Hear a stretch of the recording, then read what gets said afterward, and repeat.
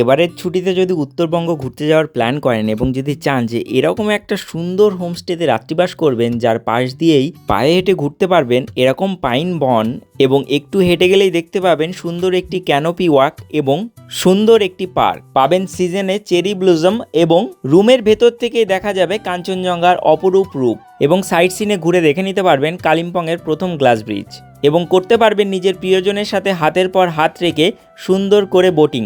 তাহলে এবার আপনাকে প্ল্যান করতে হবে উত্তরবঙ্গের এই অপূর্ব সুন্দর গ্রামের। এখানে পৌঁছানোর জন্য সবার প্রথমে আপনাকে আসতে হবে শিলিগুড়ি বা এনজেপি। সেখান থেকে শেয়ার গাড়িতে বা একটি গাড়ি বুকিং করে সোজা রওনা দিতে হবে লোলেগাঁওয়ের উদ্দেশ্যে। এই জায়গাটির নাম কাফেরগাঁও। লোলেগাঁও থেকে মাত্র 1 কিলোমিটার দূরেই অবস্থিত এই কাফেরগাঁওয়ে আজকে আমরা ছিলাম সাইলুং ভ্যালি হোমস্টেতে, যার কটেজগুলো এরকম দুর্দান্ত। খাওয়া দাওয়াটা এখানকার দুর্দান্ত। লাঞ্চ, ইভিনিং স্ন্যাক্স, ডিনার এবং ব্রেকফাস্ট দিয়ে মাত্র পার হেড 1500 টাকা করে আপনার পড়বে।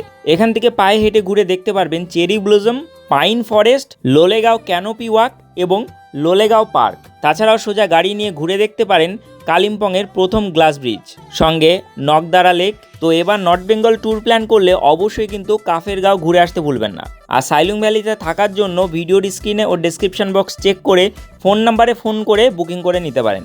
এরকম ধরনের ভিডিও যদি আপনার ফিডে বারবার পেতে চান তাহলে অবশ্যই আমাকে ফলো করে রাখুন।